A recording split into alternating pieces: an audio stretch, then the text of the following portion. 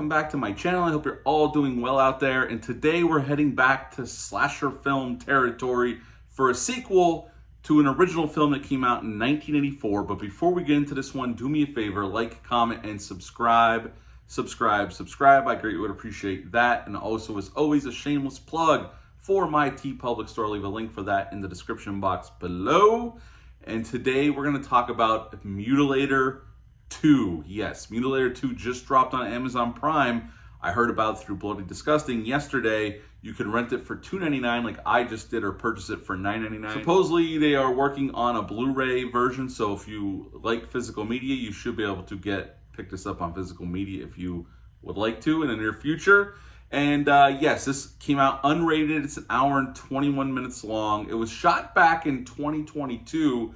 I know there was a screening or two of this back in 2023 and 2024, but it finally got an official release and it's on Amazon Prime. Now, Buddy Cooper, who wrote and directed the first The Mutilator back in 1984, is back to write and direct this film. Although there was other writers that had worked on this script, I guess. It says additional writing on IMDb, a bunch of different writers, too many to list here. Now, in this film, cast-wise, we got two cast members back from the original film. We got Bill Hitchcock, who was in the original film, back playing himself. This is a very meta sequel, kind of in the vein of The Town That Dreads Sundown remake that came out years ago. Ruth Martinez is back as well, and we got Terry Kaiser, yes, Bernie Lomax himself, is playing Jack Chatham, Jack Chatham was the guy who played Big Ed in the original film, but Terry Kaiser is playing him here. But Jack Chatham does show up in one scene when they're having breakfast. He's sitting at a table. You could see him sitting there. And Buddy Cooper makes an appearance in the film as well as himself. Now, like I said, this is a very meta sequel. They're actually shooting a remake of The Mutilator. And Ruth Martinez and Bill Hitchcock are coming in for the wrap party at the Oceana Hotel. And this was shot in Atlantic Beach, just like the first film. They also shot at the original condo a little bit and in and around the Oceana Hotel. And pretty much we're just seeing this film crew try to get the last couple days of filming in. And the director gets killed. And then at the wrap party, somebody starts killing some of the cast and crew off one by one in very gory ways. They do kind of match the original film in terms of gore. And the effects are pretty decent, I would say. Not spectacular, but there's some decent gore here that was done practically, thank goodness. And at the end of the film ends very abruptly, which we'll talk about. It's a very odd choice, I must say, the way the film wrapped up. Matter of fact, I had to rewind it, and I'm like, did I miss something? Did I fall asleep? Was I distracted? I didn't think I was. I was paying attention the whole time. The film wraps up definitely almost like either they ran out of money or this film got hacked to pieces. I don't know. Or they never got a chance to shoot the footage. Like I said, they ran out of money. I don't know. I couldn't find any financials on this film, so I don't know how much it cost to make. But anyway, so let's get into the positives. Seeing the returning cast is cool, and Terry Kaiser is always great whenever he shows up. Either it was on Night Court when he played the sleazy reporter, Weekend at Bernie's, obviously awesome in that film, or the Doctor in Friday the 13th Part 7, or any other time I see him pop up. He's always terrific, and he's good here as Jack Chatham, actually playing a real guy, actually. I think, overall the cast is pretty decent. Not all the actors are good here, but most of the acting's good enough. Again, the kills. I'll say once the kills start, I will say it takes a little bit to get to the carnage candy. Once we do, it comes fast and furious. Once the killings start, it's a bloodbath. Like, they happen pretty quick for the rest of the film. And the gore effects are done pretty well, and they do utilize the hook from the original film and other implements.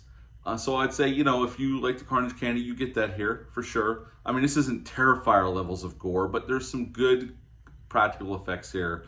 I wouldn't say amazing practical effects, but decent, solid practical effects. I would assume it was a very low budget production, and it looks like it. This was all shot in digital. You can tell it has a digital look to it, low budget digital look to it, but they do a decent job with what they had. Obviously, Atlantic Beach is only 2 hours from where I stand. I know I'd like to go down there and see the locations from the original film, even though I know there's not many, and visit the locations from this one now that I've seen it. So, I'm very familiar with that area. I've been down in that area, so that's cool as well. Let's get on to a little bit of the mixed in negatives. Let's get into it. It does take, even though they're trying to take a meta approach to this, and it kind of works. You know, it's been done before. It's not like it's brand new, but it's a kind of a cool way to go about it, I guess. In terms of a movie that's a sequel to a movie that was out in '84 at this point. There's a lot of, I will say, they do get the cheesiness, the low budget cheesiness that we had in the first film. I think the first film's really fun. Yeah, there's some silly stuff and it gets really cheesy, obviously with the dialogue and some of the stuff going on, but I think that movie's a lot of fun. This movie's trying to recapture that. I don't think they're quite as successful as they were with the original film, but there is some fun cheesiness to be had here for sure. I will say some of the story choices, there's a lot of characters, a lot more characters than we had in the first film. A ton more characters. Matter of fact, there's characters that come out of nowhere that all of a sudden they're there on screen and they're getting screen time at weird parts of the movie, considering we're building to finally the Carnage Candy, and it stops to all of a sudden there's a new character here for a scene that really doesn't even need to be in the movie. I mean, the movie's only an hour and 21 minutes long, so if they didn't have any other footage, they would have cut that out. Then they're dipping almost into short territory, I'm sure. But there's some characters that come out of nowhere that don't need to be here. So there's a lot larger cast. I think they could have cut some of it out. Some of it's very unnecessary, doesn't need to be there, doesn't really add anything to the experience. And I will say, we lose track. Like, we bring our characters back from the first film, okay? But Ruth Martinez's character, overall, she kind of disappears for a large chunk of the film.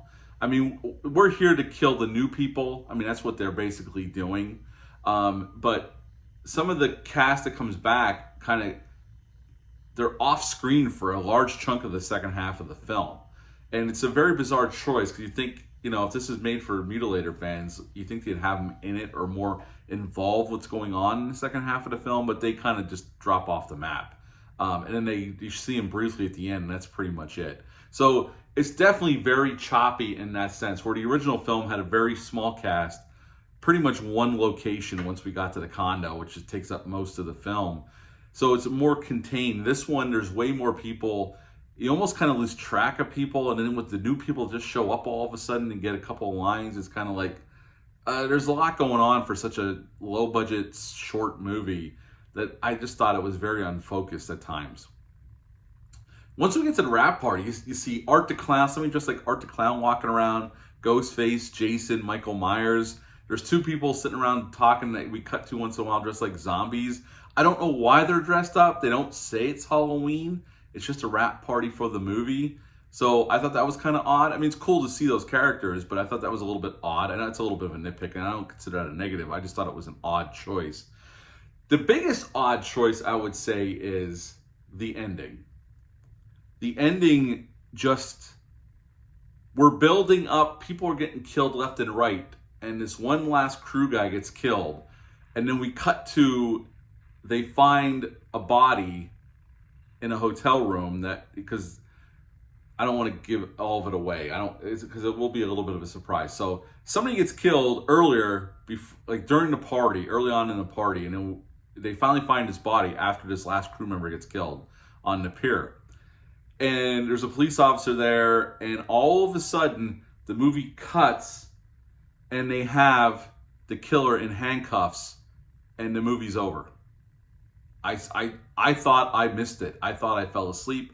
I thought I looked away. I thought I was distracted. I wasn't. I didn't fall asleep. I had to rewind it to make sure. I'm like, did I miss something? I must have missed something, right? It's a very bizarre choice how to end this movie.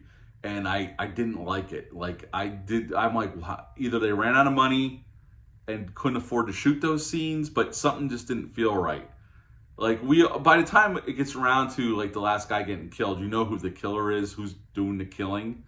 And it's fairly obvious anyway. I mean, they try to sell it as a whodunit, but it's fairly obvious who the killer is. But I swear, they find the body, and it cuts, and they have the killer in handcuffs, and the movie's over. And that's how it ends. And it's a very bizarre choice, considering we're building, and we don't even get that gratification of them figuring out who it is, or killing the person who's killing everybody like in the original film. We don't get any of that. We don't get any resolution really other than he's gotten arrested thing. It just cuts to it. And it's very weird, and it was very disappointing for me. Look, I wasn't expecting to be blown away by this movie. I like the original film. It's a low budget, independent, cheesy, typical 80s slasher film. But it's a lot of fun. It has its charms to it. If you've never seen it, I highly recommend checking it out. It's streaming on Tubi if you want to check it out. I wasn't expecting a great movie here. I was just expecting to have a lot of fun. And there is some fun to be had here. I think the kills are pretty good for what we're going for how low budget this was. Some of the acting's pretty good. The story, going with the meta approach, I think if they would have leaned into it more and stayed more focused, it could have been better than what it ends up being, because I think it's way too unfocused and it's all over the place. Until we get to that second half when we start getting to the killing. That's when it gets really fun and a lot better. I think the first half is terribly unfocused. For how interesting it could have been, I think they dropped the ball here. And in the way it ends, I just hated the way it ends, because I don't like where all of a sudden we cut and it's like, well, how did we get here all of a sudden? And the credits are rolling. It's like, it was a very bizarre choice. Maybe that's why it sat in the shelf for a few years. I don't know. But at the end of the day, this was okay. I had a rudimentary good time with it. I prefer the original film. So I would give Mutilator 2 a 5 out of 10. 5 out of 10 for Mutilator 2. Are you planning on checking this out? Have you checked it out already? Leave a comment down below. Let me know. Hit the thumbs up. Hit the subscribe button. Share this video. I greatly would appreciate that. That's it for this review. I'll be back soon with some more videos. But until next time, bye.